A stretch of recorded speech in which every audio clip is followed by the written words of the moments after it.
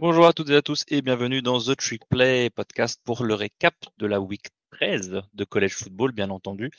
Avec moi aujourd'hui, mes deux camarades habituellement sur le groupe of five, mais qui seront avec moi pour commenter le week-end dernier de College Football en général, Geoffrey et Maxence. Salut les gars.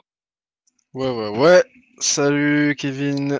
Et puis salut Geoffrey Salut Kevin, pour ce salut podcast. Maxence. Et ouais. Les gars, je suis désolé pour vous ce week-end. Je sais que ça a été un week-end compliqué pour vous, aussi bien Oh, côté amour du groupe of five que vos équipes respectives. Le scénario Ouais, est tombé. Il y a eu des beaux matchs. Oui, Il y a eu des beaux matchs à rattraper le truc quand même. Oui. Et puis moi, en tant que fan de Texas A&M, des défaites décevantes, j'ai l'habitude. J'encaisse. Ouais. Puis nous, on a la confirmation que c'est bien une saison de merde pour les Knights. Et puis après, ouais, forcément le scénario de rêve s'est écroulé en moins de 10 minutes. On en reviendra. On en a longuement parlé pendant le podcast PG5, mais on en reviendra un petit peu dans ce podcast-là aussi. Mais après, en tant que fan de college football en général, ça a été une belle semaine. C'est ça, parce ça a été décevant, on va dire ça comme ça pour vos programmes respectifs, mais ça a été une des semaines les plus chaotiques du Cette college saison, football. de manière générale, mais Oui. c'est cool. Et c'est vrai qu'une semaine chaotique parmi une saison chaotique, c'est quand même spectaculaire et c'est surtout un chaos où on l'attendait pas forcément et qui rebat énormément les cartes dans la course au playoff. On en reviendra en fin d'épisode pour parler un peu des conséquences. Ouais, mais les défaites ne valent plus rien, il y en a trop. Oui, mais bon, au bout d'un moment, il va peut-être falloir qu'elle valent quelque chose. Donc voilà, on y viendra sur le collapse de la SEC un peu en fin d'épisode. On va commencer par une autre course à la conférence qui s'est un peu chauffée. C'est pas forcément la conférence à laquelle on s'attendait, c'est la Big 12 qui, on va dire, qui mathématiquement fait encore face à un possible taille entre 9 équipes à une semaine de la fin de la saison régulière. Et on va commencer par ce qui était le match le plus fun et qui a pu nous procurer les images un peu les plus dingues, on va dire, de ce week-end. C'est le BYU qui se déplaçait à Arizona State. Les gars, premièrement, est-ce que vous avez vu le match ou pas? J'ai regardé la fin de match parce que j'étais sur Kansas, Colorado. Pareil, ouais. Moi, j'ai vu le début. Arizona State, ils ont pris beaucoup d'avance au début, donc du coup, j'ai switché. Et quand on va en parler, on va faire un peu le scénario du match, mais quand BYU a ensuite commencé à remonter le score, là, je suis passé sur le match et vu la fin de match qu'on a eu, je suis très très content d'être revenu sur ce match. Bah vas-y Maxence, vu que t'es celui de nous trois qui a regardé le début du match, je te laisse. Non, c'est Geoffrey qui a regardé le début du match. C'est Geoffrey, pardon. Je te laisse. Le début de match, ça n'a pas été compliqué. Arizona State a complètement pulvérisé BYU en première mi-temps, 21-3, donc à la fin des deux premiers quart-temps, avec plusieurs touchdowns de Scatebo, BYU en attaque qui arrivait à rien, enfin bref, une domination totale. Donc bon, sur la première mi-temps, il n'y a pas grand-chose à dire. Au retour de la mi-temps, BYU arrive enfin à marquer un premier touchdown. Donc première bonne nouvelle pour les Cougars. Ce à quoi Arizona State a répondu immédiatement. On est à ce moment-là à 28-9 pour les Sun Devils parce que BYU a tenté une conversion à 2 points. Suite à ça, les Cougars vont scorer sur 2 drives consécutifs avec Arizona State qui n'arrive pas eux à convertir un first down. Suite à ces 2 touchdowns, Arizona State ils ont décidé de manger la cloque avec un drive de 6 minutes qui se terminera sur un turnover on downs avec la défense des Cougars absolument héroïque qui stoppe les Sun Devils 2 fois d'affilée à 1 yard de la conversion. Et donc à ce moment-là, on se dit qu'il y avait déjà 28-23 à ce moment-là. Donc à ce moment-là, on se dit qu'il y a match. Mais malheureusement, sur le drive suivant, le quarterback Jake Reslave lance sa 2e interception du match, retournée à 7 yards de la end zone des Cougars. Et c'est là que commence le chaos.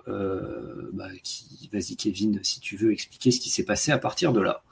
Ouais, parce que moi du coup je suis un peu comme vous en fait.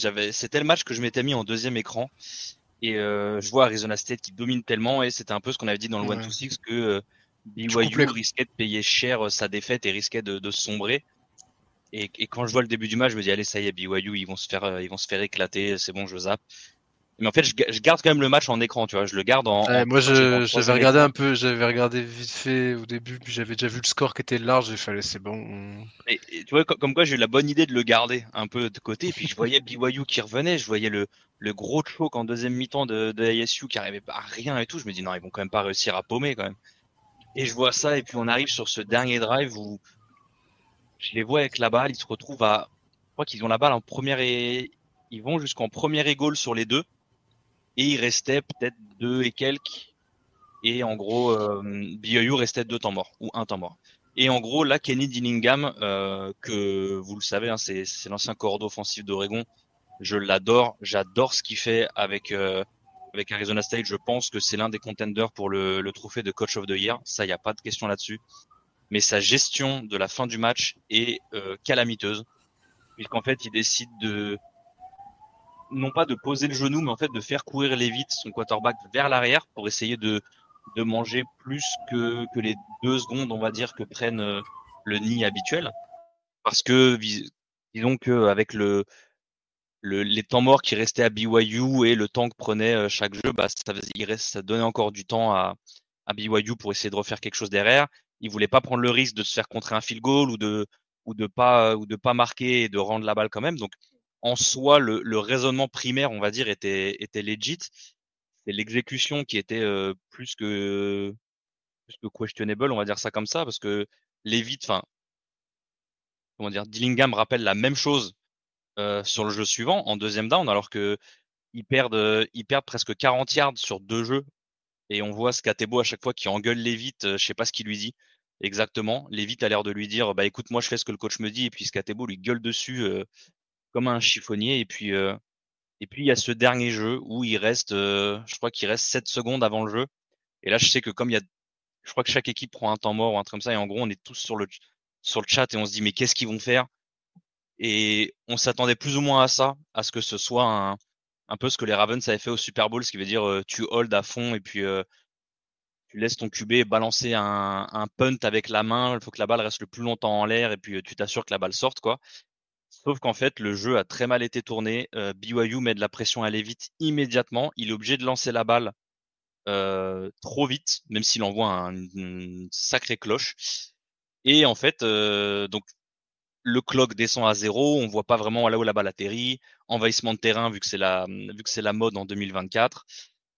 Sauf que là, en fait, il y a tout le monde qui se pose la question, qui se dit mais attendez, quand il a lancé la balle, il restait 5 secondes, où est-ce que la balle arrive et tout. Les poteaux commencent à être descendus. D'ailleurs, félicitations à Arizona State, qui est la première équipe que je vois avoir ça dans son stade, c'est qu'en fait, c'est des poteaux qui se baissent automatiquement, ce qui fait qu'ils ne peuvent pas être cassés.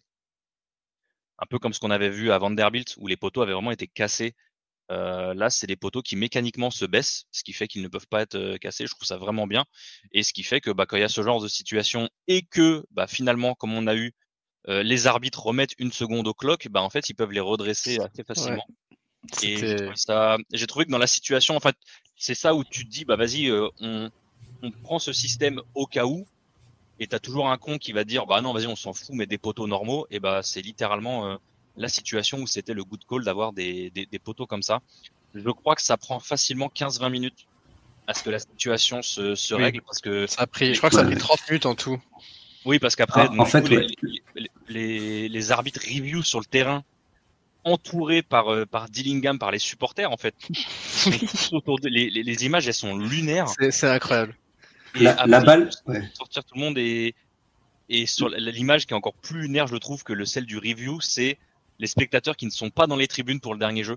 Oui, parce qu'ils remontent pas, ils sont C'est vraiment ça, entre la sideline et les tribunes, quoi. Il y a sur la 10 000 sideline. personnes sur le Ouais. bord du terrain, c'est absolument fou pour le dernier snap du match. Est-ce que le ballon est sorti, quand le ballon passe la ligne de touche, il reste 3 secondes sur la cloque.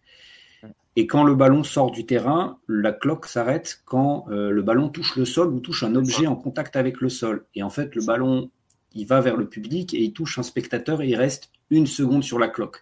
Donc le temps que la review se fasse et le temps que tous les fans soient évacués, ouais, il s'est passé 10-20 minutes. Enfin, moi, pendant un temps, j'ai cru qu'ils allaient même pas réussir à faire sortir la foule du terrain. Hein. C'est quand même moi aussi, ouais. Là-dessus, ils ont été flex la foule. Parce qu'ils n'ont pas mis si longtemps que ça à dégager suffisamment le terrain pour que le dernier snap soit joué. D'ailleurs, je sais pas si vous avez vu, moi j'ai vu sur les réseaux sociaux, il y a un supporter qui était du côté de BYU à ce moment-là. Le dernier jeu, il l'a passé caché dans la tente bleue sur la sideline de BYU. J'ai même pas vu. Ah mais c'est énorme. Vraiment, le mec il se filme comme ça avec sa cam, il dit putain les gars ils sont même pas au courant mais je suis dans leur tente et tout. C'est grave drôle les images prises de la sideline où c'est impossible de faire la différence entre les spectateurs, les joueurs, les coachs. Ah ouais, mais c'est un délire, t'as les joueurs qui sont dans le arbitre et tout, c'est... Du côté de BYU, c'était à peu près clean. Ouais, il y avait une petite zone de sécurité en fait autour de l'équipe de BYU, mais par contre du côté d'Arizona State et des deux sidelines, c'était noir des deux end zones, c'était noir de monde. Enfin, c'est un truc, c'est absolument irréel. C'était l'image de la. Ouais. Il y a eu un saison. Et du coup, un dernier snap.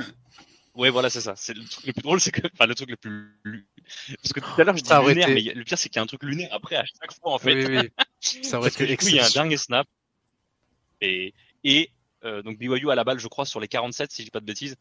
Donc en gros, t'es hors de portée le field goal. T'as que le Elmeri, parce qu'ils sont menés de 5 points. Et en gros, ils jouent le Elmeri.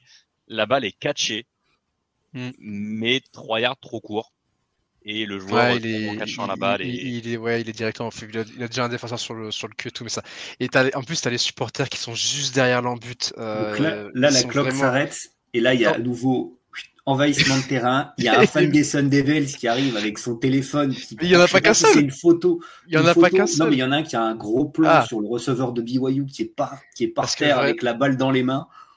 Vraiment, il y en a 5-6 qui se jettent sur le gars de BYU avec le téléphone pour le filmer et qui se penchent sur lui et tout en mode t'as perdu et tout.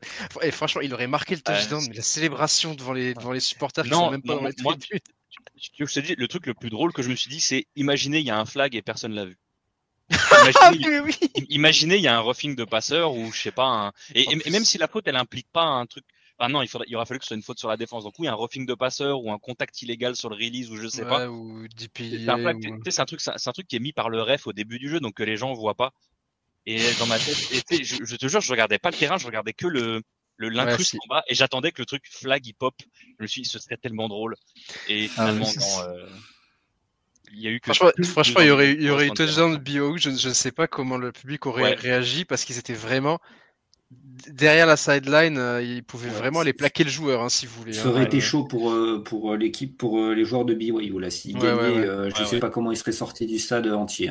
Après, ça va qu'il n'y a pas une rivalité féroce entre les deux équipes ou quoi. Mais Arizona State, ils sont assez chill encore. Ça va, c'est pas les plus. Mais quand même, je pense qu'il y aurait eu des bills qui auraient tenté un truc.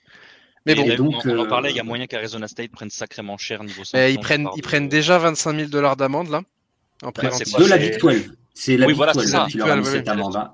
Il n'y a pas eu la sanction NCAA et c'est 25 000 € d'amende de la Big 12 et une réprimande publique. Bon, ça, c'est une tape sur les doigts, quoi. Mais il y a encore la NCAA qui va se prononcer là-dessus à coup sûr. Dans 1 an et demi, mais ils diront quelque chose. Sort un peu d'une sorte de death penalty aussi. Donc voilà. Qu'est-ce qu'il y avait d'autre sur ce match à part le fait que BYU est, je pense, définitivement hors de la course au playoff déjà premièrement. Alors non, je crois que mathématiquement non parce que ils sont 4 équipes de Big 12 à 2 défaites si je ne m'abuse. Ouais, c'est ça. C'est qu'ils peuvent encore se qualifier en finale, donc ils peuvent encore gagner la Big 12. Maintenant, est-ce que ils seront repêchés en tant que champions de Big 12 on pourra peut-être se poser la question, on verra. Bon, ils sont pas mathématiquement, ils ont encore des chances, mais ils doivent à tout prix gagner la Big 12 maintenant. J'ai pas regardé contre qui joue le dernier match. Ils jouent le dernier match contre Houston. Qui fait pas une très grande saison, honnêtement. Pas une très bonne saison, mais ils sont chiants. Ils se reprennent sur la fin. Ils sont accrocheurs. Sur les derniers matchs, ils sont accrocheurs. BYU, ils ont pris un coup sur la tête là, parce qu'ils ont vraiment cru au comeback. Quand tu vois le scénario de la deuxième mi-temps, La dernière interception de Retzlaff, elle est terrible parce qu'il la lance direct sur le défenseur.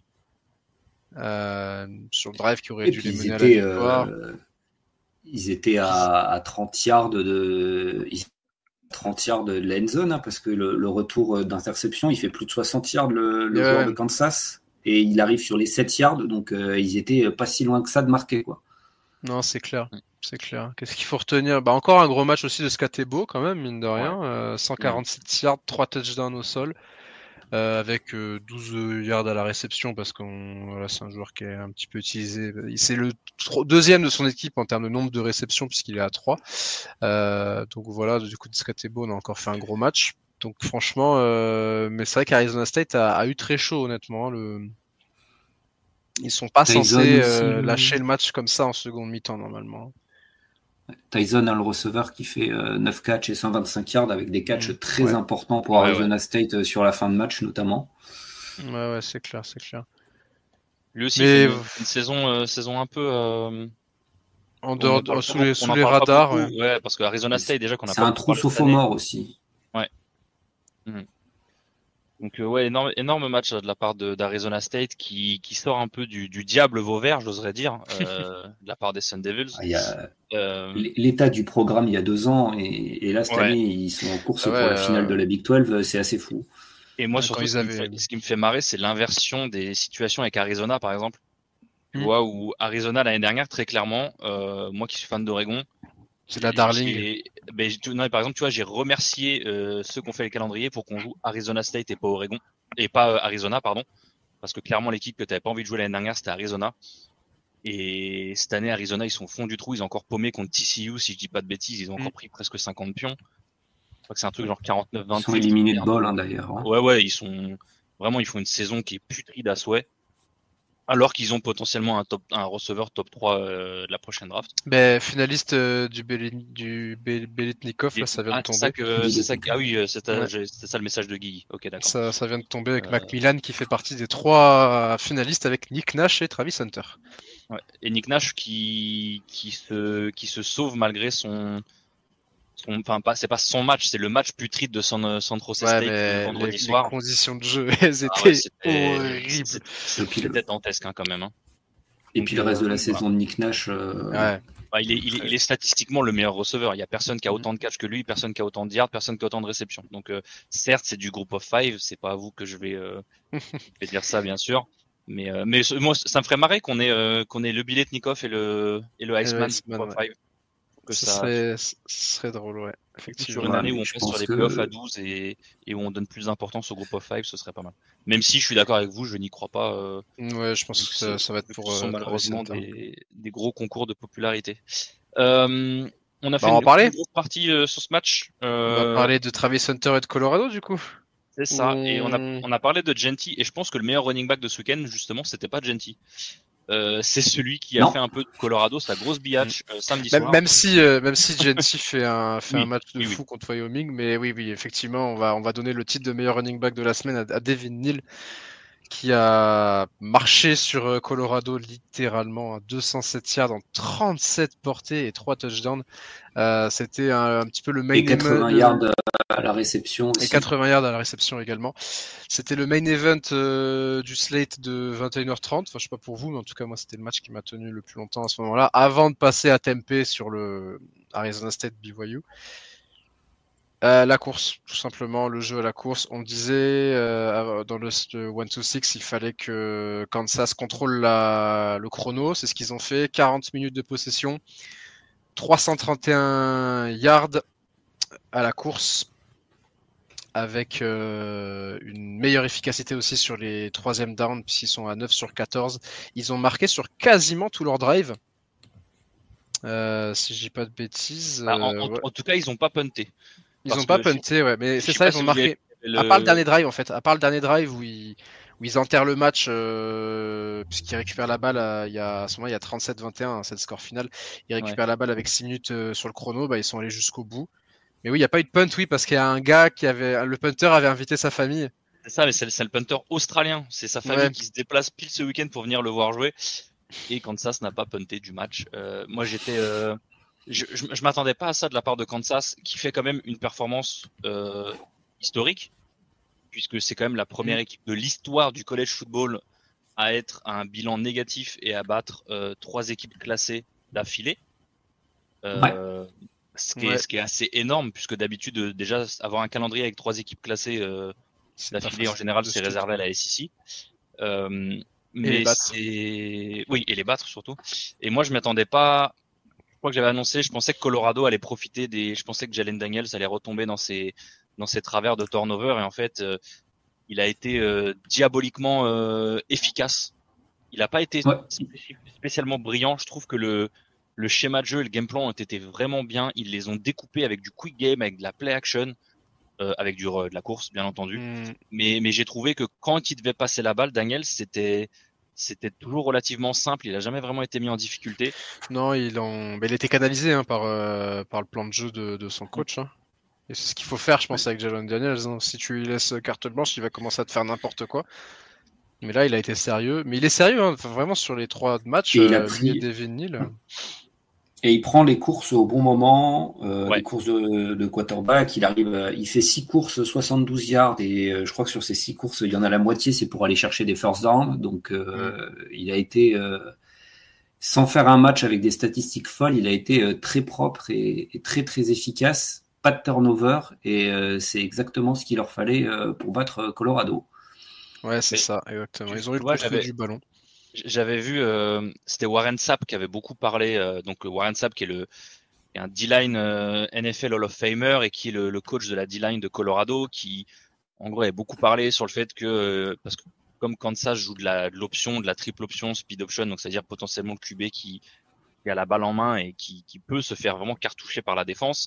Et Sapp qui tauntait un peu Daniels en mode voilà, si vous voulez jouer de l'option, dis-toi qu'en gros nous on est prêt, on t'attend, et si tu as intention de garder la balle, tu vas te faire défoncer, quoi. Et ce jeu qui est un peu le gang-pain de l'offense, surtout du run game de Kansas, ils l'ont joué, je crois, une seule fois. Ils ont joué une seule fois une speed option, et Daniels, pour le coup, donne très vite la balle. Je pense qu'il a eu Warren Sapp en tête quand il a joué ce jeu. Mais ils ont réussi à dévier un peu de leur gang-pain. Et c'est ça qui m'a surtout surpris, c'est que peut-être que Colorado s'est trop focus sur le jeu d'option de Kansas, qui au contraire a réussi à performer sans ça. J'avoue que j'ai pas regardé spécifiquement ces choses-là, mais je pense qu'ils ont vraiment profité de la défense de Colorado, qui s'attendait à quelque chose. Et moi j'aime bien Kansas, hein, c'est très, comment dire, c'est diversifié dans le run game, c'est efficace, c'est inventif, et puis quand t'as un running comme Devin Neal, ça aide aussi, quoi. Ouais, c'est clair. Puis la défense de Kansas aussi, hein, qui a quand même été bonne, notamment contre la course, puisqu'il y a eu seulement 42 yards à la course pour Colorado, et même si Shedeur Sanders lance 3 touchdowns, il a lancé 266 yards, donc il est quand même en dessous des standards qu'il avait ces derniers matchs. Et puis, il n'y a pas eu de big play de Colorado. Ouais, il n'y a pas eu de big play, effectivement. À part leur premier TD, parce qu'ils sont déjà menés 21 ou 20, non. Ils marquent. Ils sont menés 17-0.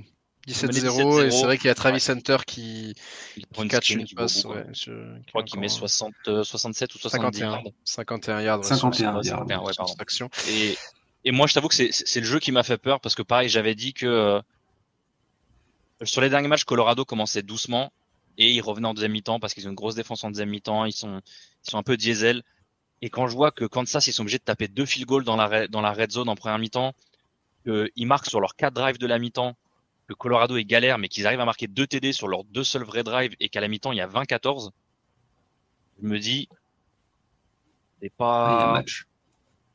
Ouais, j'ai eu peur aussi. Ouais. Alors non, pardon, il y a 23 parce qu'ils mettent un field goal juste avant la mi-temps. Il y a 23-14, je me dis, il y a que 9 points, alors que Colorado, ils ont que 2 vrais drives. Puis ils marquent d'entrée Colorado en plus. C'est ça. Oui, parce qu'en plus, je manque le retour de la mi-temps, je manque le deuxième touchdown de Hunter, du coup. Donc ils reviennent à 2 points tout de suite, et je me dis, ça y est, ça va dégringoler. Et en fait, ils ont vraiment su gérer cette fin cette deuxième mi-temps, parce que d'ailleurs, c'est les seuls points qu'ils prennent, hein, de la deuxième mi-temps. Cette réduction du score à 23-21. Ouais, puis te mettre un drive sur leur deuxième touchdown de la deuxième mi-temps, et te mettre un drive qui dure 8 minutes pour bien faire tourner le chrono. Donc franchement, ils ont été. Ça aide quand même. Ils ont été sérieux, Et puis, les Jayhawks.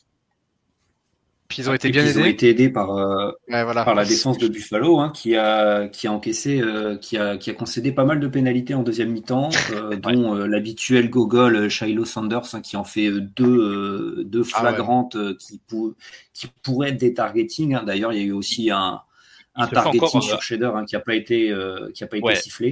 Alors techniquement c'est pas un targeting, c'est un roughing de passeur qui est c'est un attentat. Je suis d'accord. Ah oui, le joueur de Kansas là. Oui. Aussi, hein.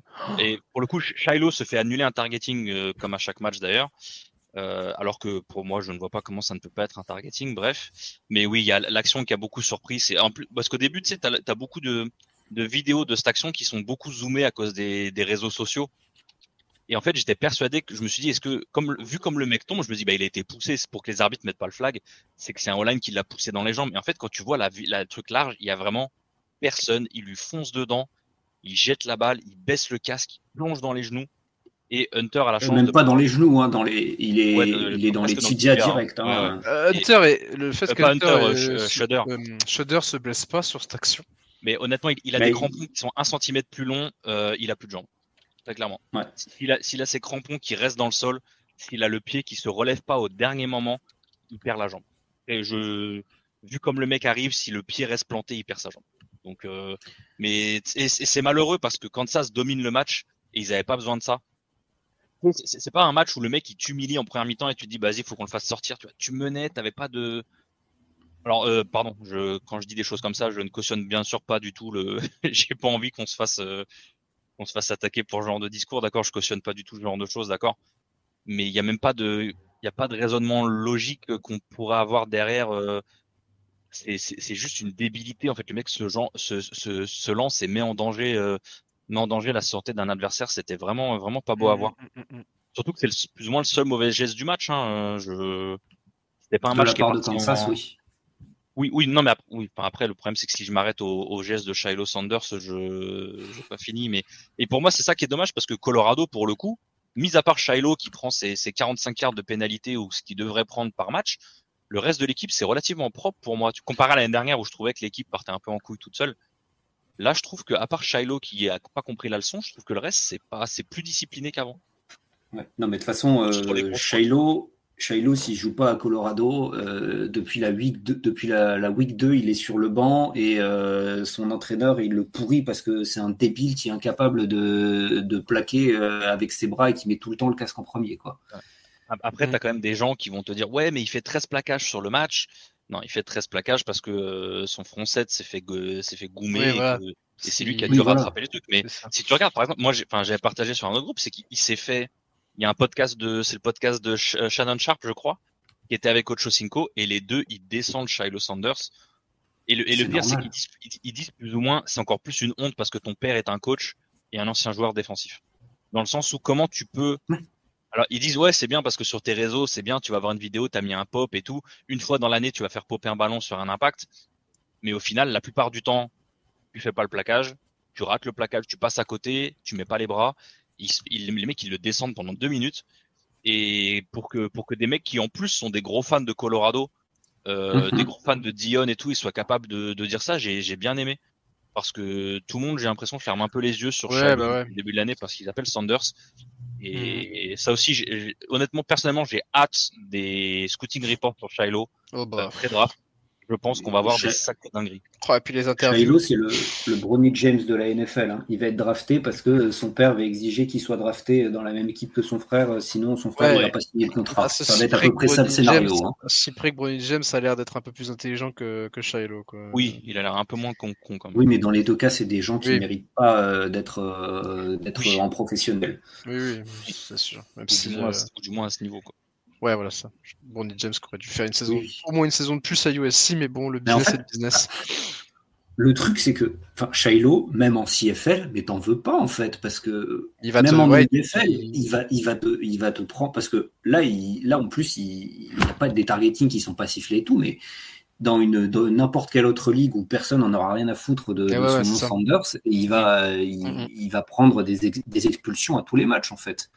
Ouais, et puis il va pénaliser son équipe parce que vraiment à chaque match, il en fait une ou deux comme ça, des moments en plus Là, sur ce match-là, tu pouvais pas te permettre de te faire pénaliser comme ça, et non, il continue à y aller casque en avant et tout. Enfin, Bah, ça devient désolant. Hein. c'est ça le problème, c'est que quand ton équipe et ça c'est malheureux parce que enfin moi je sais que même en France on voit beaucoup ça.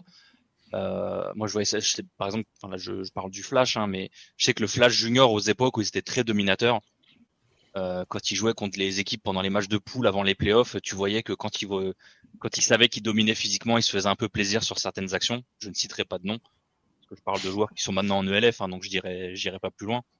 Mais c'est vraiment cette mentalité où tu vois que tu domines et tu te fais plaisir, où tu te dis, bah vas-y, je peux prendre mes 15 yards, je m'en bats un peu les genoux, tu vois. Ouais, C'est mais pas là, ça t'es qui changera mené. la donne, on a gagné. Mais sur des matchs où tu te fais poutrer comme ça, où tu peux pas te permettre de prendre 15 yards et de donner une première automatique, bah ça fait des dégâts, quoi. Parce qu'en plus, encore une fois, il est capable, il fait ces fautes-là. En plus, ils ont un receveur aussi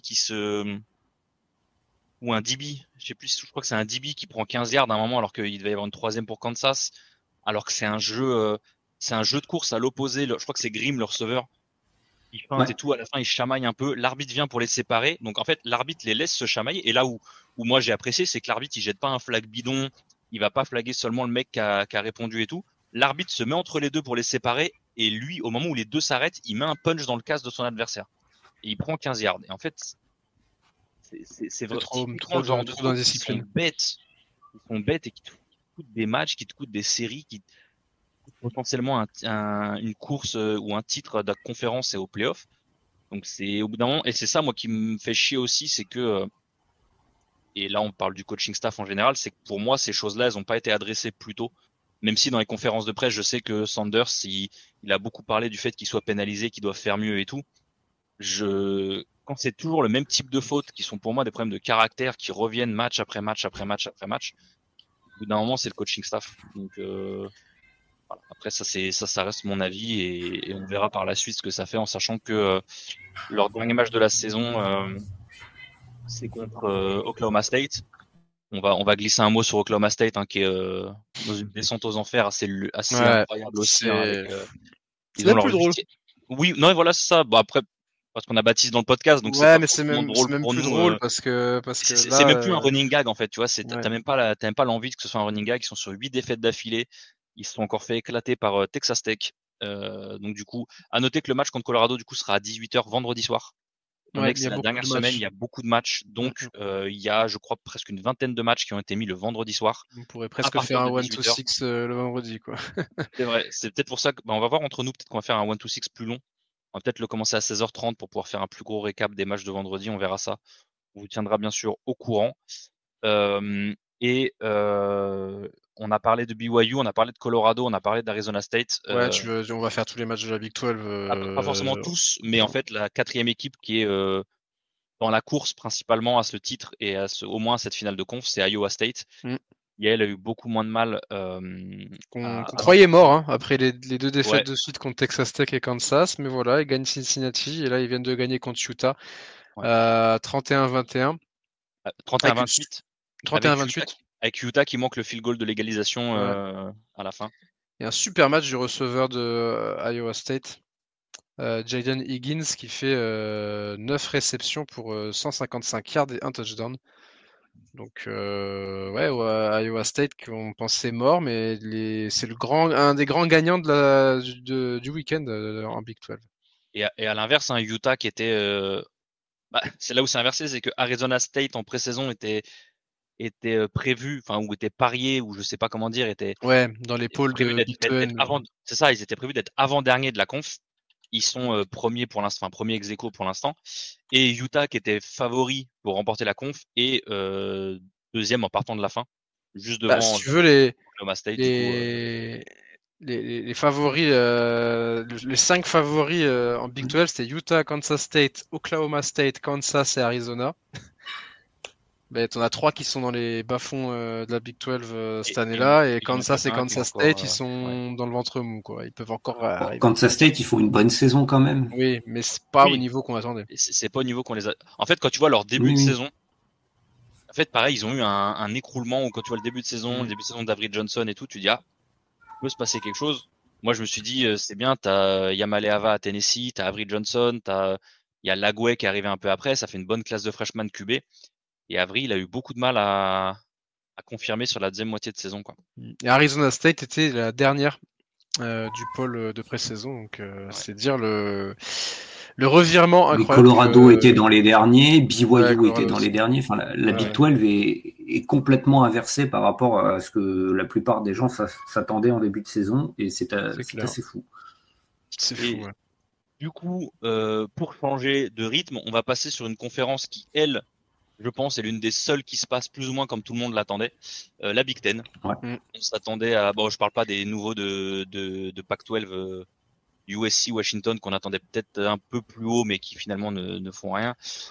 Washington, je suis pas surpris, mais... Oui, remarque avec l'exode qu'il y a eu. La grosse surprise en fait de la Big Ten, c'est qu'il y a eu autant d'équipes dans le top 5 à un moment donné, peut-être. Mais après, on va dire que les équipes qu'on retrouve au top de la Big Ten ne sont pas des surprises. À part. Enfin, Indiana. Voilà. Mais la surprise a été un petit peu terminée ce week-end-là, puisqu'on va dire que le rapport de force a été respecté. Ouais, ça a été. Moi, honnêtement, je m'attendais à ce qu'Ohio State gagne tranquillement. J'étais. On n'y a cru un drive. C'est ça. On y a cru un quart temps et demi en fait. Hein. Oui, parce qu'ils sont à quoi? Ils sont à 7-7 jusqu'au fumble sur le punt. Ouais, mais après le premier drive en attaque d'Indiana, ils arrivent déjà plus à avancer en fait. À partir du moment où ils prennent le premier sac, même où tu vois qu'ils n'arrivent pas à gérer la pression d'Ohio State et que Rourke il peut rien faire et qu'ils n'ont pas le run game qui peut compenser ça. Ils ont disparu les deux cartons du milieu. Ils ont encore plus disparu ce qu'on appelle le middle eight que Dan Lanning avait rendu célèbre entre guillemets l'année dernière. Donc, ce qui veut dire les 4 dernières minutes de la première mi-temps et les 4 premières minutes de la deuxième mi-temps, qui sont souvent des passages cruciaux dans les matchs. Là, Indiana a clairement perdu ce passage-là et c'est ça qui leur coûte le match. Donc, comme on l'a dit, ils sont à 7 partout. Ils ont un punt. La balle est littéralement dans le torse du punter, mais il fumble la balle, qui est recouverte ensuite. Et donc, Ohio State commence avec un drive dans les 15 yards, je crois, d'Indiana, encore relativement facilement. Au retour des vestiaires, Indiana commence avec la balle. 3 and out, punt. Ils prennent un punt return pour un touchdown je crois que c'est Caleb Downs qui marque le safety, le transfert d'Alabama. Très beau return d'ailleurs. Ouais, Caleb Downs fait un bon match. Et ça fait un turnover. Oui, d'ailleurs, toute la défense doit. C'est dommage, parce qu'il commence avec un goal line stand. Le goal line stand, mais même il y en a deux. Enfin, je crois qu'Ohio State est shoot 2 fois dans la red zone au début. T'as Spunt qui a été mal exécuté, mais derrière ils prennent le touchdown. Indiana fumble, mais dans le drive suivant ils interceptent Howard. Donc jusqu'à 5 minutes dans le deuxième quart-temps, il y a encore 7 partout. Sauf que comme a dit Geoffrey, ils n'arrivaient plus à avancer dans l'attaque. Et au bout d'un moment, Ohio State a fait le taf, quoi. 153 yards en attaque seulement pour Indiana. Pour vous dire à quel point ils se sont fait annihiler. Et il y en a 70 dans le premier drive, quoi. Ouais, la moitié dans le premier drive, voilà. Et ils ont un dernier drive. En fait, leurs 2 drives de touchdown, ils sont bons. Tout le reste, ils sont en négatif ou autour des 5 yards, quoi. Ils ont un nombre de drives, je crois qu'ils ont 4 ou 5 drives où quand ils puntent, enfin ils ont un yardage négatif sur le drive au moment où ils puntent, quoi. C'est ça. Donc, c'est vraiment dommage parce qu'encore une fois, ce premier drive, il est bien, ça alterne la course, ça alterne la passe. C'est vraiment pas mal. Ils ont été aidés par 2 flags sur Igbenosun, si je dis pas de bêtises. Ouais, mais ils sont mérités. Oui, non, pour le coup, je dis pas le contraire, mais Igbenosun, là aussi, grosse question. Ouais, il s'est calmé après sur le reste du match, mais putain, le premier drive. J'ai pas vu, mais je sais qu'à 6e ou 7e de la saison. Il en est à 18 sur 2 années. Il est à 18 flags sur ces 2 dernières saisons. Enfin, c'est énorme. Enfin, moi qui suis fan des Saints et qui ai l'habitude de voir 12 flags pour flag DB à chaque match, lui à la draft, je sais très bien où il va aller. Je ne pose pas de questions. Il est dans la lignée. En plus, il est d'Ohio State. Les Saints adorent drafter à Ohio State, donc pour moi, il n'y a pas de raison, il va finir chez les Saints. Bref, Ohio State qui, alors, ne valide pas mathématiquement son billet pour Indianapolis avec cette victoire, mais ils ont le tiebreaker contre Indiana maintenant, ils ont le tiebreaker contre Penn State. Mathématiquement, je me demande. Donc, ça veut dire que même s'ils perdent the game contre Michigan, d'ailleurs au passage qui a battu Northwestern 50-6. voilà, sans vraiment forcer non plus. Même s'ils perdent the game, il faudrait que j'arrive même pas à me dire qu'est-ce qu'il Non, parce faudrait que parce que s'ils si perdent Penn The State et Game, Indiana gagnent. s'ils perdent The Game, ils ont 2 défaites en conférence. Alors Oui, que parce qu'ils Indiana ont et Penn perdu State, contre s'ils gagnent leur oui, match, oui, ils auront oui, qu'une oui. seule défaite en C'est conférence. ça, donc Il ils, faut ouais, qu'ils ok, gagnent The d'accord, ils Game. ont les tiebreakers, Il faut ouais. qu'ils gagnent, ouais, il faut qu'ils Et gagnent. que Parce du coup que... Penn State et Indiana gagnent et Mais ils s'en fichent. En fait, s'ils gagnent, ils s'en fichent. Voilà. C'est voilà, ça. c'est ça. C'est donc eux, ils font partie de ces équipes qui ont leur destin totalement entre leurs mains. Ouais, mais ils ont le match le plus dur entre les trois parce que ce sera Parce The qu'ils Game contre sont- Michigan, Indiana jouera contre Purdue et Penn State jouera contre Maryland. Oui, clairement, Donc, ils ont le plus dur mais des ils trois. ont leur destin entre les mains et puis bon, normalement, même si c'est The Game, je pense que Ohio State est supérieur à Michigan, mais ça reste The Après, Game. tu vois, c'est ce on en parlera, je pense, un peu plus dans le 1-2-6 où on va Ouais. avoir le temps de Après, ça reste des matchs dialoguer particuliers, là-dessus. ouais. C'est ça, c'est la rivalry week, c'est la dernière semaine. Moi, je sais que c'est un peu comme, encore une fois, je parle d'Oregon, mais il y a Oregon-Washington où, par exemple, Dan Lanning n'a jamais battu Washington. Donc, il est à 0-3 en 2 ans. Je crois qu'Ohio State est à 0 victoire sur les 3 dernières saisons contre Michigan. Ouais. Alors, clairement, c'est ouais, pas le Michigan des 3 dernières années, hein, je vous l'accorde. Mais il y a quand même cet aspect La psychologique dernière qui victoire, est c'est en derrière. 2019, parce que je crois qu'en 2020, le match n'avait pas été Ouais. joué À cause du Covid, ils n'ont C'est pas ça. joué, ouais. Et je crois que 2021, c'est le match où Hutchinson, il fait un match de... C'était le match qu'a Hutchinson lancé, et Ojabo, qu'a hein, lancé à eux deux, Michigan. ils En sont fait. pas aussi sous cette Hutchinson saxe. Ojabo, ouais. Ouais. C'est le match qu'a lancé Michigan sur la route de son titre national après en 2 ans plus 2023. tard, ouais. Donc Ohio State qui prend seul la seconde place de la Big Ten, je ne me trompe pas de conférence. Et donc du coup on en a un peu parlé, Penn State qui reste en course pour la finale de championship. Ils ont eu très chaud. Victoire 26-25 à Minnesota. Minnesota qui, on l'avait dit, Minnesota qui fait une bonne saison. Upset alert pour Penn State, ça sera pas une victoire facile là-bas. Les gars, il y en a un de vous qui a regardé le match? Moi, j'avoue que j'ai juste j'ai vu des morceaux. Moi, je me suis tapé un peu le replay pour regarder un petit peu ce qui s'est passé. Bah, ils ont vraiment eu chaud, hein, quand tu vois la première mi-temps notamment. Il y a eu des erreurs du côté de Penn State. Il y a eu un punt bloqué. Il y a eu une PAT qui a été retournée en touchdown, donc en touchdown en conversion défensive. Ouais. Minnesota a tout le temps été dans le cible de Penn State tout le match. Ils passent même devant à la mi-temps, donc ils mènent 19-16, sachant qu'ils étaient devant 10-0 au début du deuxième quart-temps. Ils ouvrent le score du deuxième mi-temps, donc ils mènent 22-16, mais après derrière, en fait, ils n'ont jamais réussi à scorer de touchdown. Donc ça a laissé en fait Penn State dans le match. Penn State repasse devant sur un drive très rapide en 2 minutes, notamment grâce à Tyler Warren et à Nicholas Singleton. Derrière Minnesota qui fumble, refield goal pour Penn State qui du coup passe bien devant 26-22, et puis là après Minnesota n'arrive pas à marquer ce touchdown qui les aurait repassés alors qu'ils étaient en troisième et goal sur les 8 de Penn State. Ils n'ont pas réussi, donc ils se sont contentés d'un field goal. À ce moment-là, il restait 5 minutes 48. Donc tu te dis, ok, Minnesota peut récupérer la balle, il y a 26-25, tout est possible. Et là, Penn State a fait un vrai gros dernier drive. 12 plays, 72 yards, 5 minutes 48 avec 3 conversions en quatrième down qui ont tué le match, parce qu'après derrière, ils ont eu plus qu'à Nil quand il y a eu tous les temps morts qui ont été utilisés, tout ça. Donc Penn State a eu chaud. Ça n'a pas encore été un Penn State impressionnant, dominateur, mais en même temps, chapeau aussi à Minnesota. Pas très bien coaché quand même, hein. La seconde mi-temps de Minnesota. C'est ça. Mais tu vois, quand tu vois leur première mi-temps et tout, ils ont rien lâché. Mais c'est vrai que la deuxième mi-temps, il y a beaucoup d'occasions ratées pour Minnesota. Et avoir laissé passer Penn State 3 fois en quatrième down sur le dernier drive, c'est trop. Surtout qu'il y a un quatrième down où finalement ça se convertit sur une course de 32 yards de Reynolds. Donc Penn State qui s'en sort. Penn State qui montre qu'ils sont quand même solides, parce que c'est le genre de match qu'ils auraient peut-être paumé les années précédentes, tu vois, quand tu vois ce scénario. Et là finalement ils sont allés au bout du truc. Et Tyler Warren qui est encore une fois Plus de 100 yards. Ouais, qui est encore une fois le maître étalon de l'attaque de Penn State. Penn State vit et meurt par ce joueur. C'est qu'il est au centre de l'attaque. Ouais. Ouais.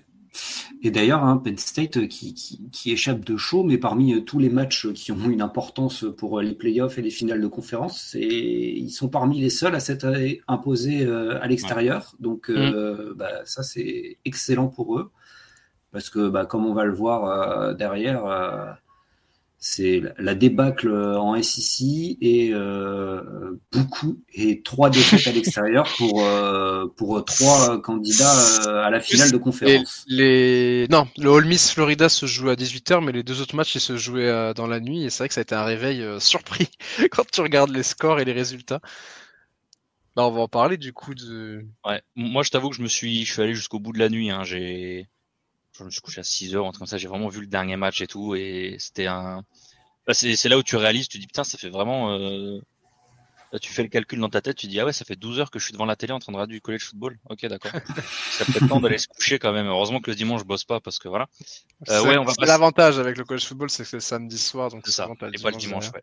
On va passer sur le chaos de la SEC qui redistribue totalement les cartes à une semaine de la fin de la saison régulière.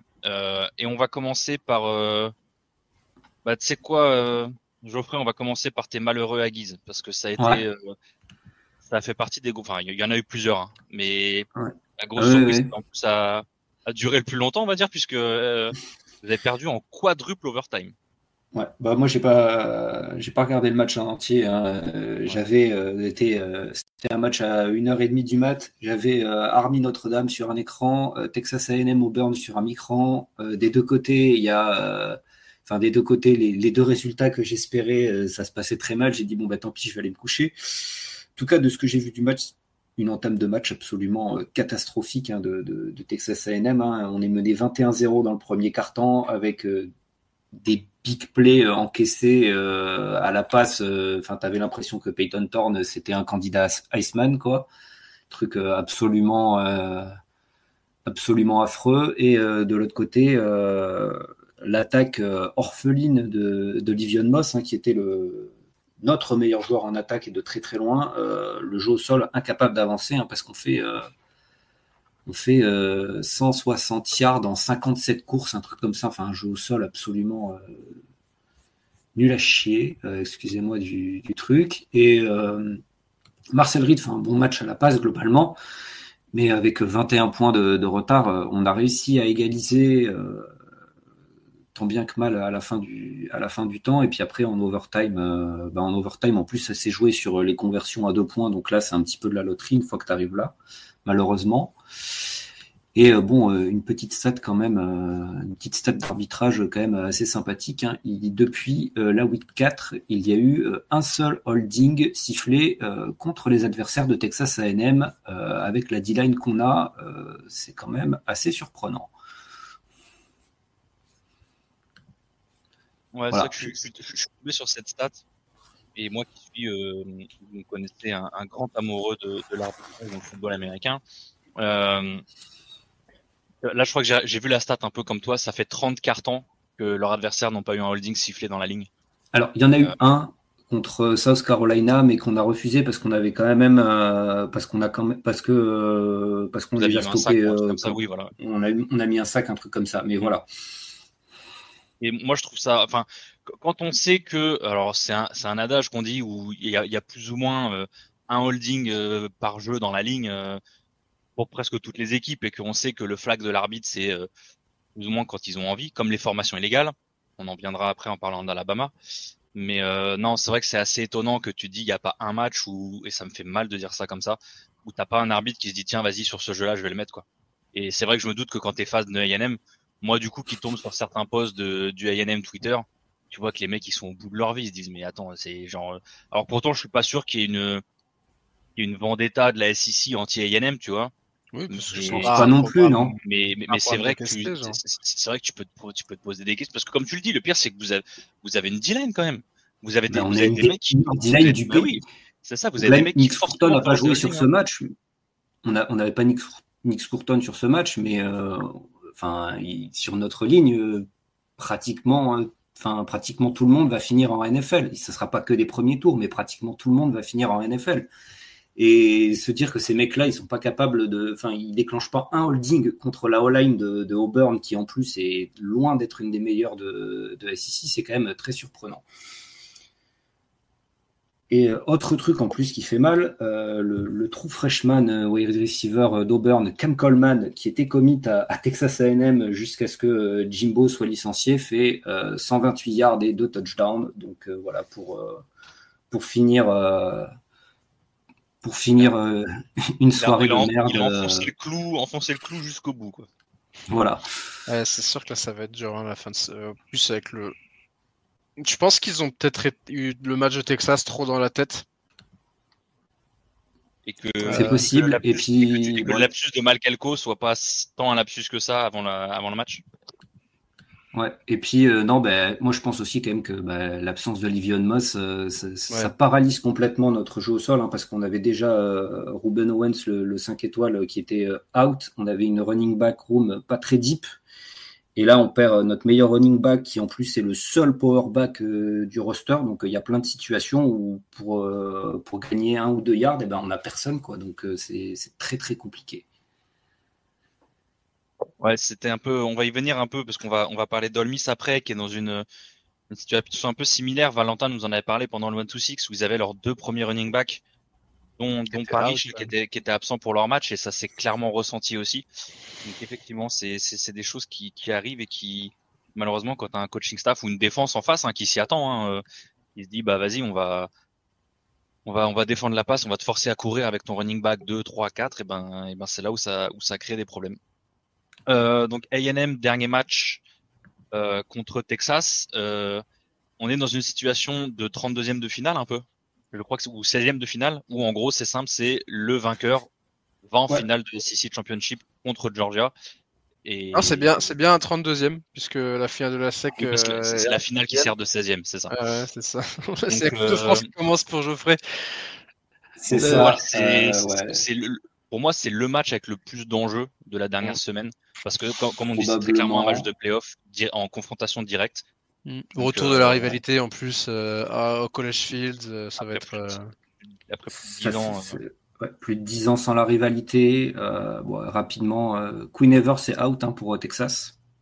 Ah, c'est out, c'est définitif. C'est une mauvaise. Ouais, c'est définitif. Donc ça sera. Juste qu'il avait des examens.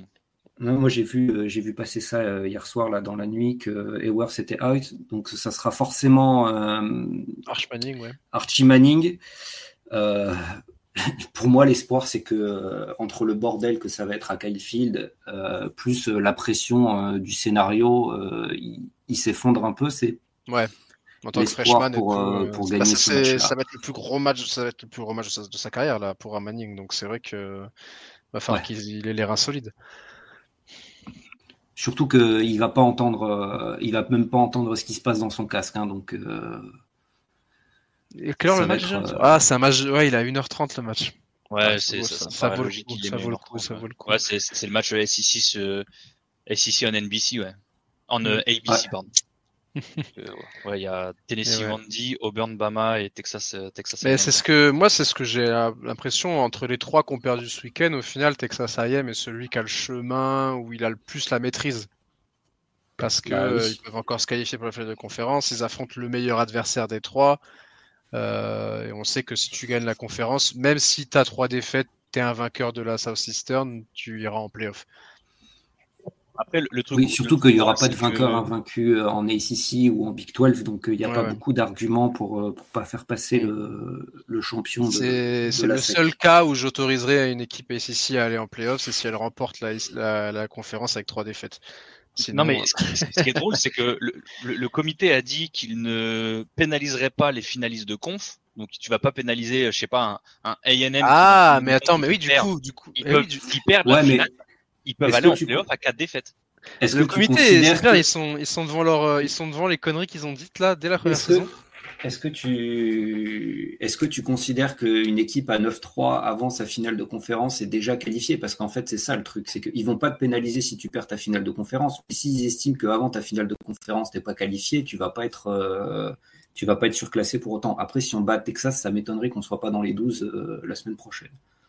Je pense qu'il est là, c'est qu'il s'attendait, comme disait Maxence, je pense qu'il s'attendait clairement pas à avoir un finaliste de Big Ten parce que pénaliser une équipe de ACC finaliste à 3 défaites, ils s'en battaient les genoux. Ils s'attendaient clairement pas à avoir un finaliste de SEC à 3 défaites.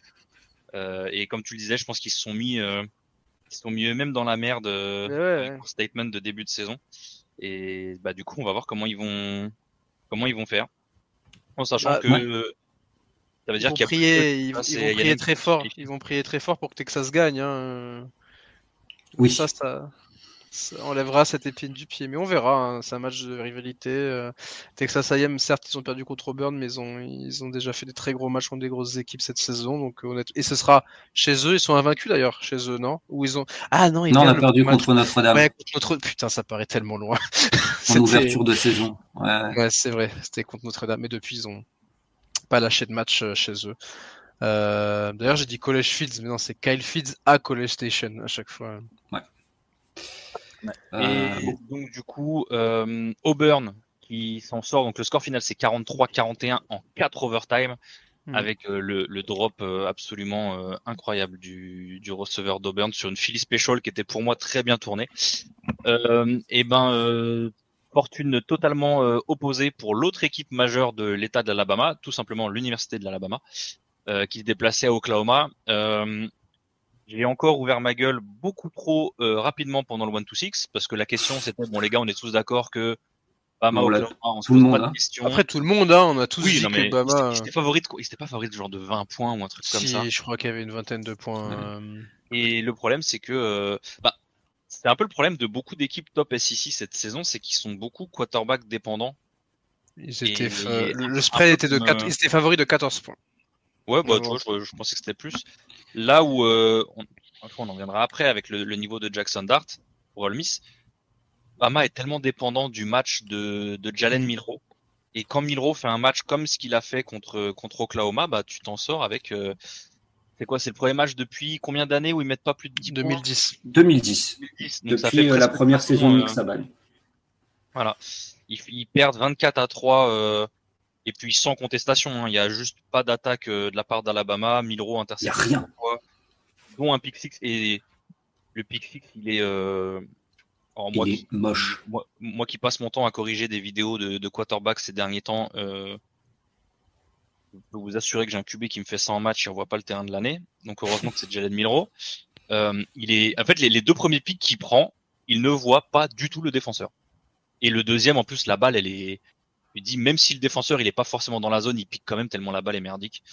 De l'autre côté, par contre, Jackson Arnold, tu vois, je m'attendais à ce que ce soit l'autre QB qui starte. Ouais. Et finalement, c'est Arnold qui a joué. Il fait pas un. C'est quoi? Il gagne 125. Ah non, c'est 125 yards au sol. 131 au sol, ouais. Ouais. Donc il a pas forcément été bon. Un peu comme Jalen Daniels, ce qu'on disait tout à l'heure, c'est qu'il a su courir au bon moment. Il a pas fait d'erreur. Voilà, c'est ça. Et c'est surtout ce qu'on lui demandait, je pense. Puis il a eu un excellent running back avec lui, avec Xavier Robinson qui fait 2 touchdowns et 107 yards. Ça aide aussi, du coup. Ouais. En fait, c'est un peu le même scénario que Kansas. T'as ton running back et ton quarterback qui courent très bien. Ouais. Et au niveau attaque, je veux dire.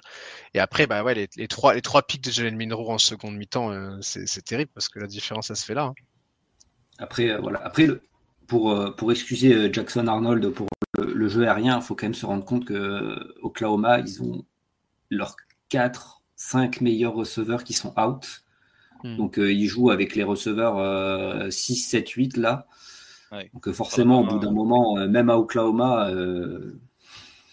Mais Bama, c'est compliqué le running game cette année, en dehors de Jalen Milroe qui fait des gros stats pour un QB. J'ai l'impression que Jem Miller, il a 557 yards cette saison. À ce moment-là de la saison, pour un running back d'Alabama, c'est pas courant. Je sais que d'habitude, Bama s'appuie quand même souvent sur des gros running backs. Najee Harris, Derek Henry, Josh Jacobs, il y a toujours eu des très gros. Là, j'ai l'impression que cette année aussi, ils ont pas ce running back-là qui te fait avancer. Cette année, c'est la O-line, hein, le jeu au sol d'Alabama. Les running backs, ils ont rien d'exceptionnel. Donc, si la O-line n'arrive pas à faire la différence, les running backs derrière, ils font rien. Ouais, c'est pas des running qui sont capables de se débrouiller sans une O-line, qui sont capables d'aller chercher des yards supplémentaires si jamais c'est pas bloqué. Et ça pèse, hein. Ça pèse, on le voit. Hein. Donc ça c'est malheureux. Alabama, c'est quoi? C'est leur 3e défaite de l'année? 3e défaite, ouais. Ouais. 3e en conférence. Première fois que Bama perd 3 fois aussi depuis les années de Nick Saban. Enfin, en même temps, toutes les stats, c'est depuis les années de Nick Saban. Depuis la première saison de Nick Saban, qui était pas très bonne. Ouais, c'était la première saison après. Ouais, ils ont perdu à Vanderbilt et à Tennessee, et donc voilà, maintenant ça perd contre Oklahoma. C'est ça, en plus, à part Tennessee, les 2 autres défaites, c'est pas contre des adversaires. Elles sont moches, quoi. Même Vandy, en fait, Vandy fait une bonne saison, donc tu peux plus ou moins défendre la défaite contre Vandy, même si effectivement, je pense que Alabama, Vanderbilt, dans l'esprit des gens, je pense que c'est indéfendable. Mais... Enfin, là, c'était même plus qu'avant Nick Saban, hein, la dernière défaite contre Vanderbilt, c'est genre dans les années 80, un truc comme ça. Oui, non, mais voilà, c'est ça. Le mur de Berlin était encore debout, quoi. Avec la saison de Vandy, tu peux un minimum le défendre. Là, la défaite contre Oklahoma, qui se faisait poutrer par tout le monde en SEC, et surtout de cette manière. Ouais, Oklahoma, leur seule victoire du mois dernier, c'était contre Maine. Ils se sont fait détruire contre tous les autres. Enfin, vraiment, tu marques que 3 points. C'est clairement pas une quality loss, tu vois. Non. Alors non. Si tu me dis que c'est une quality loss, alors là, c'est bon. Toutes tes défaites sont des quality loss. Et du coup, on est sur cette situation où on est passé un peu je vais dire pas d'un consensus, parce qu'il y avait un peu une discussion à ce niveau-là où il y avait normalement potentiellement 5 équipes de SEC qui devaient aller en playoff. Avec la défaite de A&M, de Bama et de Ole Miss, dont on va parler maintenant, et tout le monde est en mode. Il y en a que 3 qui sont légitimes vraiment. Oui. Et A&M en suspens. C'est ça. Donc tu te retrouves avec Texas, Georgia, Tennessee, qui est encore une fois le grand vainqueur en SEC de cette semaine, puisque ils ont battu Tennessee, ils ont joué contre UTEP. Ils ont roulé sur UTEP. C'est ça. Et ils ont la rivalité contre Vandy dernière semaine. Donc, et tu dis potentiellement la seule 4e équipe qui peut y aller, c'est Texas A&M s'ils gagnent le championship. Alors, mais ils auraient 3 défaites. S'ils battent Texas et s'ils gagnent le championship. Après, là, c'est nous qui disons ça dans notre podcast entre gens qui accordons de l'importance à ce qui se passe sur le terrain. Parce que le comité, je sais pas, là, ils sont dans un cas de figure qu'ils n'avaient pas prévu, je pense, que ce soit autant le chaos dans la ACC. Après, ce qui se passe sur le terrain, je suis d'accord, mais n'empêche que, Penn State, par exemple, qui sont frauduleux, qui gagnent plein de matchs ras du cul avec un calendrier beaucoup plus facile que l'intégralité de la SEC, et avec leur seul match qui compte vraiment, où ils se sont fait démonter par Ohio State. En quoi Penn State mérite d'être dans le top 5, par exemple, quand Boise State, une équipe du groupe A5, n'y est pas, alors qu'en termes de calendrier, c'est à peu près équivalent. Moi, ça me pose quand même des questions. Ils ont perdu avec les honneurs contre Oregon.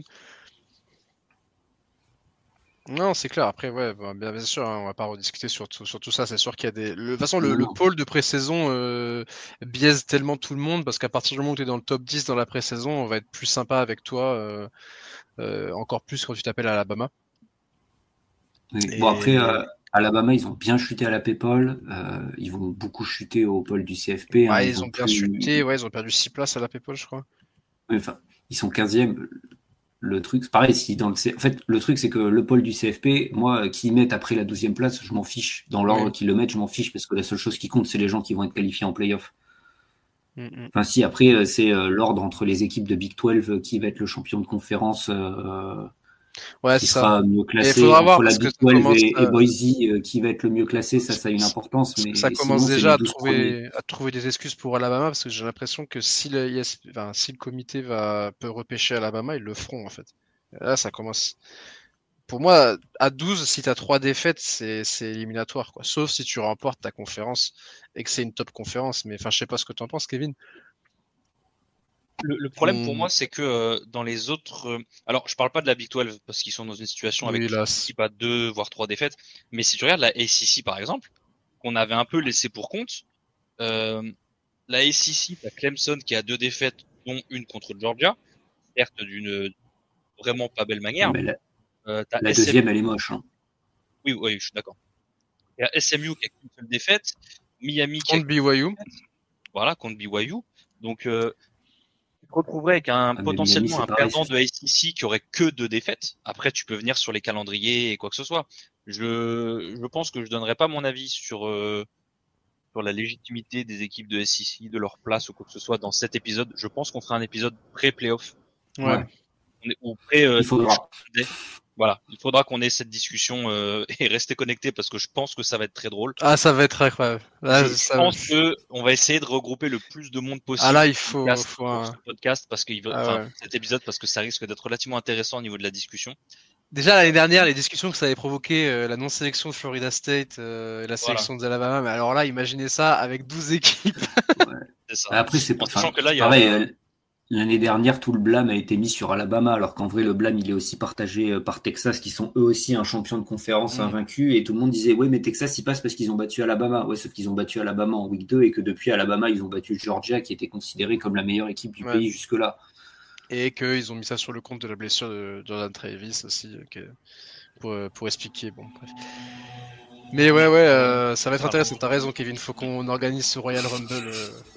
C'est ça, c'est la SEC contre le reste du monde. Il faudrait être discipliné sur la parole parce que ça peut vite partir en cacahuète. Hein. Ouais, je pense il va falloir qu'on trouve un système de modération avant de lancer ce débat. On va finir Ole Miss. en parlant de la défaite d'Ole Miss. Alors on va passer un peu rapidement parce que c'était un match relativement décevant de la part d'Ole Miss. Et à l'inverse, une grosse perf de Florida. Qui se reprend, qui sont clairement pas là où on les attendait cette saison. La défense de Florida surtout. Ouais. Florida, avec Guy, un peu plus tard. On disait 4 victoires, grand max, non, en début de saison. Et puis voilà, ils sont en bowl. Ils sont en bowl avant même d'affronter Florida State. S'ils avaient de la chance, ils allaient en bowl, quoi. S'ils arrivaient à voler 1 ou 2 matchs, ils allaient en bowl, mais c'était ça le scénario de début de saison. Ça. Et là, les matchs qu'ils ont gagnés, ils les ont pas volés, surtout ceux qu'ils ont gagnés récemment. Avec un DJ Lagway qui fait énormément de bien et qui semble convertir toutes les promesses qu'il arrivait à montrer en high school et qu'il a montré sur le début de saison quand il a dû rentrer à la place de Mertz ou quand il rentrait avec Mertz dans le système du début d'année. Ouais, c'est vrai qu'il avait joué comme ça au début de saison. Et ce qui est pas une mauvaise idée au final. Oui, parce que ça l'a habitué à ce qu'est le college football aussi, tu vois. Ils l'ont pas lancé sous le feu directement. Et donc du coup, à l'inverse, Lagway qui n'a pas été, on va dire, statistiquement impressionnant, mais qui a été, moi je l'ai trouvé très efficace et surtout qui a réussi à sortir des plays de grande classe pour un freshman. Il y a notamment 2 actions, il va chercher un first down alors qu'il est en train de se faire plaquer. Il arrive à lancer la balle. Il y en a une où il lance, j'avais l'impression de voir ce qu'on appelle un submarine pitcher en baseball, c'est les mecs qui lancent la balle au ras du sol. Il y en a une où il lance une screen, ça c'est la génération qui a grandi avec Mahomes. Il lance des balles. Il a la main à 40 cm du sol et il complète une screen. Enfin, c'est assez impressionnant les plays qu'il fait. Et à l'inverse, il y a un Jackson Dart qui s'est totalement délité en fin de match. Il prend 3 interceptions au total, dont 2 sur les 2 derniers drives qui sont vraiment pas belles. C'était à se demander qui était le QB expérimenté des deux, quoi. Quand tu vois la fin de match de Dart. Et encore, il en a une d'annulée, parce qu'il se fait annuler une interception parce que le mec, je sais plus s'il drop, je crois qu'il drop l'interception. Il revient sur le terrain, littéralement, le jeu où il revient sur le terrain après l'interception annulée, il se refait intercepter. Je l'ai bien aimé, c'était le retour de Harris. Effectivement, Val nous en avait parlé, qui allait faire du bien. Je crois que Harris met 2 TD. Pas de bêtises. Ouais, mais il ressort pas sur blessure. Il y a moyen qu'il finisse pas le match, c'est possible. Je t'avoue que. Non, il fait une réception de 43 yards qui termine en touchdown et derrière plus rien. Je crois qu'il est ressorti, il était ressorti sur blessure durant le match justement. D'accord. Ok. Et par contre, l'absence qui s'est fait ressentir, c'est Parrish. Pareil, Val nous en a parlé. L'absence des 2 premiers running backs, ils ont absolument pas de running game sur le match. Grosse défense de Florida. 40 yards, un truc comme ça au sol. Ouais. le play calling de Ole Miss en attaque sur les 4e tentatives ou les 3e tentatives, enfin il y a des trucs, tu te dis mais les gars, vous avez un QB qui est blessé, qui a un problème à la cheville, première 3e tentative en red zone, QB draw. Le mec il peut pas courir, t'envoies un QB draw, et sur la 4e, tu mets ton D tackle en running back avec Jackson Dart en lead blocker à l'extérieur. Dart, il a vu le défenseur arriver, il a fait porte de saloon, il a dit pardon, il a laissé passer, et le mec il a fait le plaquage. Vraiment, il y a des trucs on en parlait un peu avec Val pendant le match en direct, mais je lui dis mais gros, mais à quel moment ton play call c'est ça? En gros, t'as l'impression que le play call, c'est le mec il a la même call sheet qu'il y a un mois quand Dart était en bonne santé, et il appelle les mêmes jeux, mais en fait tu peux pas avoir les mêmes play calls quand t'as un QB qui est sur une jambe, quoi.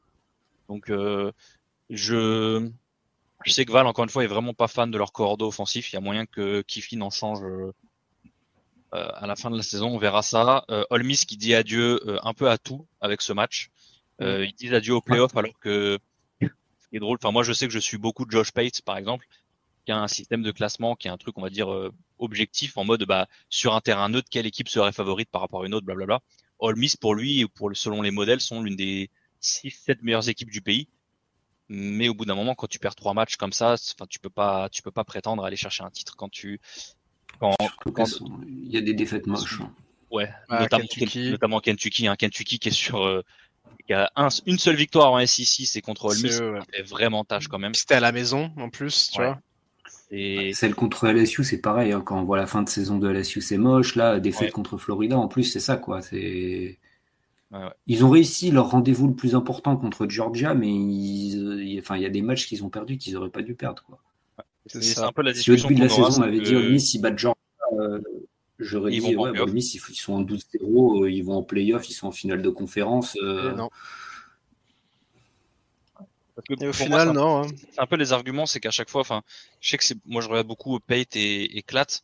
Souvent, l'argument, c'est à leur meilleur niveau ou si jamais ils jouent leur meilleur match. Le problème, c'est que tu peux pas dire d'une équipe qui a 3 défaites, ouais, mais on va les mettre en playoff parce que s'ils jouent leur meilleur match, ils sont capables de battre n'importe qui. En fait, le problème, c'est mais Pate, il le dit que s'il faisait des rankings et pas des power rankings basés sur le terrain, sur terrain neutre, il le dit que les équipes seraient classées différemment. Il dit que les power rankings, c'est juste, c'est surtout un outil en fait pour savoir qui est favori pour le match, mais pas. Mais il avait quand même l'argument de, pour lui, Ole Miss c'était une des meilleures équipes. Mais après, je veux bien entendre l'argument, que effectivement, Ole Miss qui fait son meilleur match, pour moi, c'est potentiellement une des 5-6 meilleures équipes du pays. Sauf que quand un tiers de tes matchs, tu fais un match de merde, en fait, je peux pas te prendre au sérieux sur le match suivant, quoi. Donc voilà, c'est total mayhem, chaos en SEC qui rebat totalement les cartes pour les playoffs.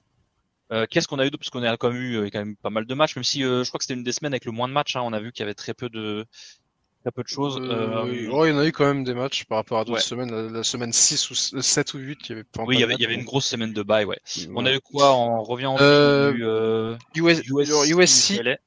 Ouais, qui a dû se débatouiller quand même pour battre UCLA en fin de match. UCLA, beaucoup d'opportunités manquées. Info Charles, il y a 27 joueurs de USC qui ont raté les entraînements dans la semaine parce qu'ils étaient malades. Oui, j'ai lu ça aussi, qu'il y avait un virus.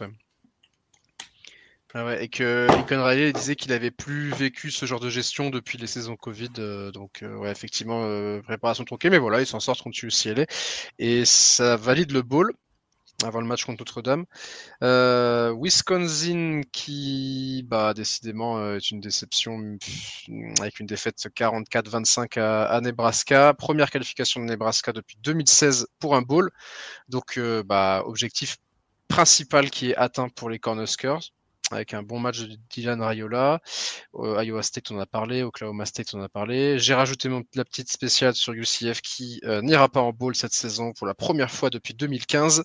En 2015, on avait fait un 0-12.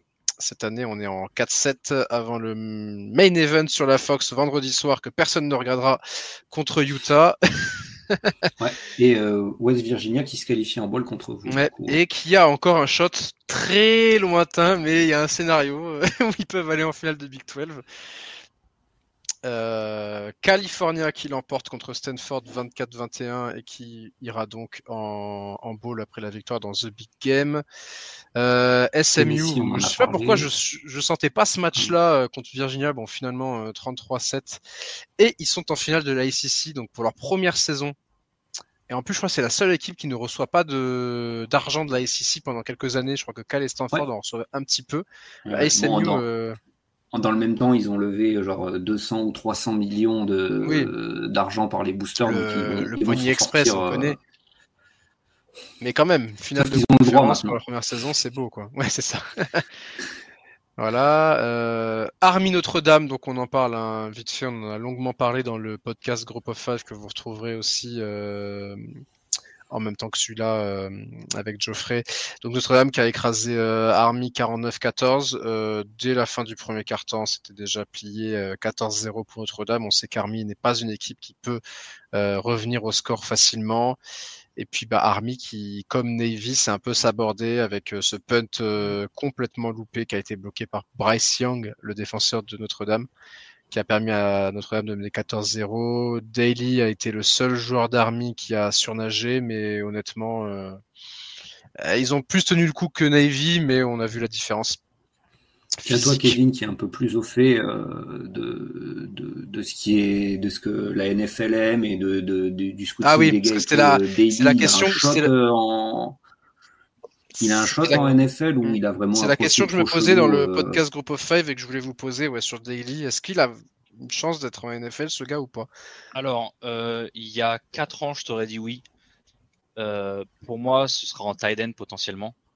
Moi je parlais on disait petit pour un tight end, c'est un 6 foot. Ouais, c'est ce qu'on disait, parce que Geoffrey, on disait peut-être un profil à la Hill. Un problème, c'est que il y a d'autres équipes qui ont essayé de faire une Taysom Hill bis.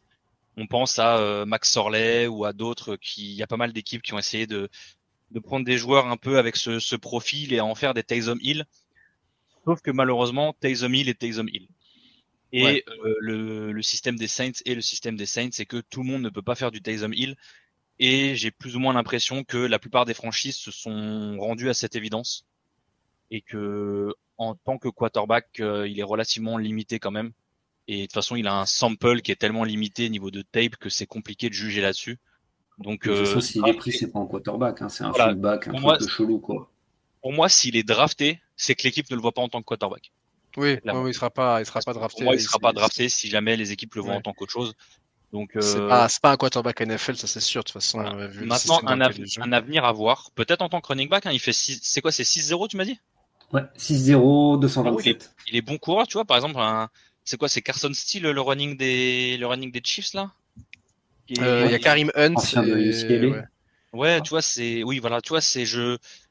un peu dans ce style-là où c'est vraiment ton power runner, si t'as des mecs un peu shifty ou quoi que ce soit, mais que t'as besoin d'un mec pour aller te chercher 2 yards comme un bourrin à la fin, tu vois, ça peut se voir comme ça, mais je le vois en tant que. Et puis il s'est bloqué. Je crois. Oui. Pour un quarterback, il s'est bloqué parce que c'est un quarterback d'Army, donc il bloque régulièrement pour ses running backs. Mais tu vois, on avait vu le quarterback de Navy qui a le record. C'est pas Reynolds, je crois. C'était la saison 2019 qui est parti au Saints d'ailleurs, je crois. Non, Ravens. Non, au Ravens. Malcolm Perry. Non. C'est lui que tu penses? Non. Parce que Malcolm Perry. Mais non, je crois qu'il Perry, il avait été drafté par les Dolphins en 2020. Malcolm Perry. En tout cas, on a vu que ça avait pas vraiment abouti. Donc j'y crois pas. Personnellement, j'y crois pas plus que ça.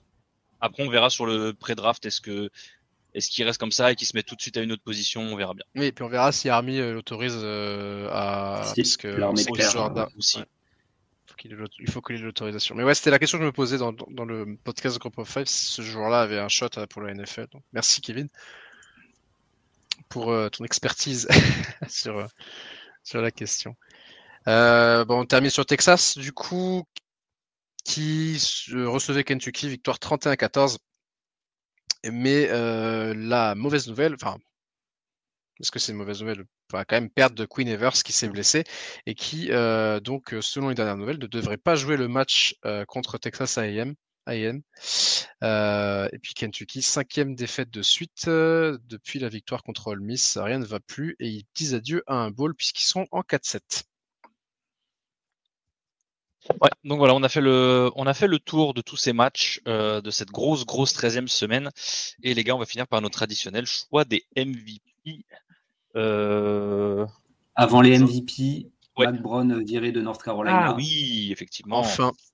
Mack Brown, on sait on fait un petit coucou à Elio, on sait que Mack Brown est son grand pote et que ça fait des années qu'il milite pour que Mack Brown se fasse jeter. Donc effectivement, Mack Brown n'est plus le quarterback, n'importe quoi, le head coach de North Carolina. Ouais, Retraite probable. Bah, il a quel âge en même temps? Il est pas loin des 80 ans, Mack Brown. Oui, je crois que c'est ça. De toute façon, c'était le coach de CFB Ouais, le plus vieux, donc retraite. Je vois pas probable. qui va aller récupérer ce gars. Mack Brown aura pris sa retraite avant Lee Corso quand même. C'est vrai.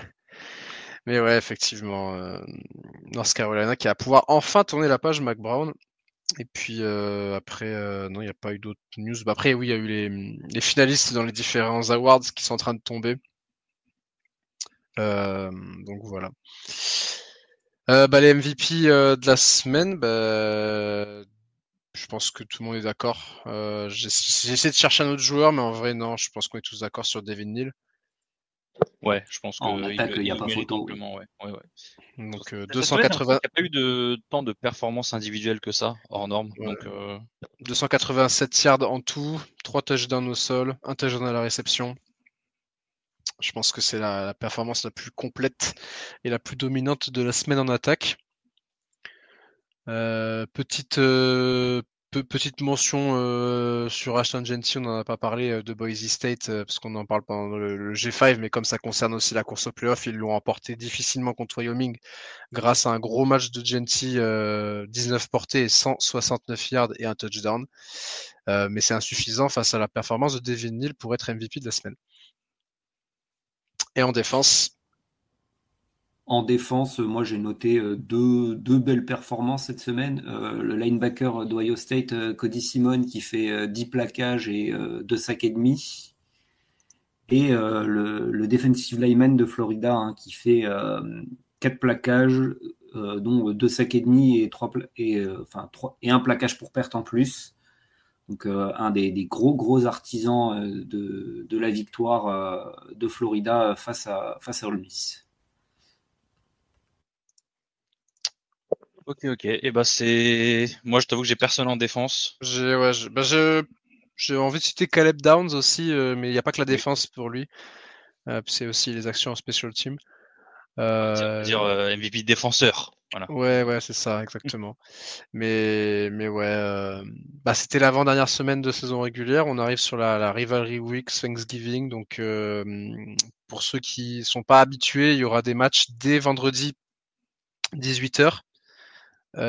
Donc, on verra comment on organisera ça avec Trick Podcast. Il y aura un 1-2-6 le vendredi.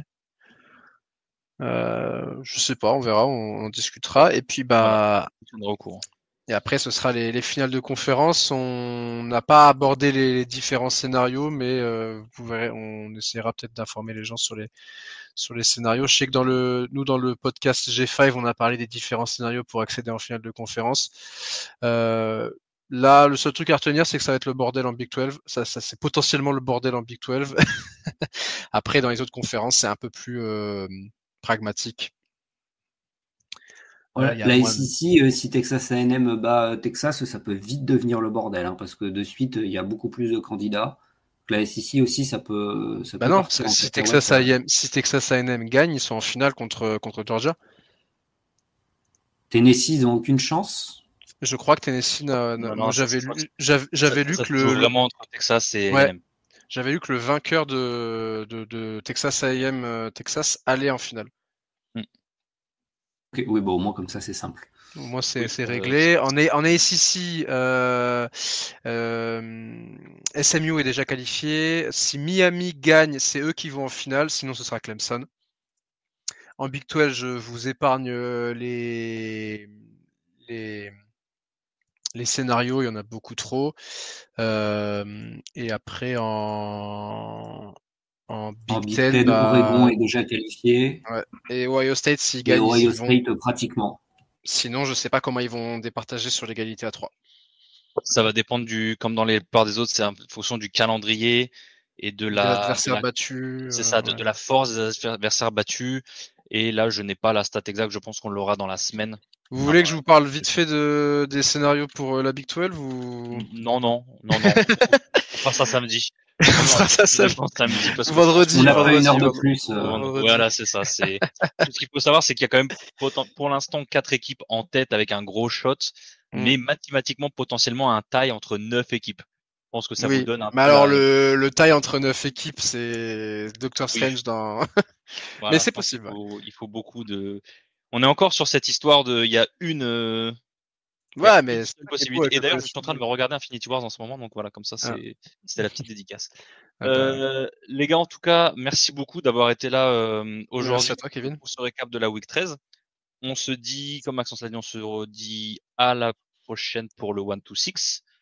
Encore une fois, on vous communiquera l'heure si jamais on a un changement d'heure pour essayer de coller avec tout le Bah, cette semaine spéciale, hein, c'est la dernière voilà, semaine. Donc, semaine spéciale et tout le surplus de matchs du vendredi. Et puis on vous dit donc à samedi tout le monde et à la semaine prochaine pour le récap. Ciao, ciao. Ciao tout le Salut monde. tout le monde.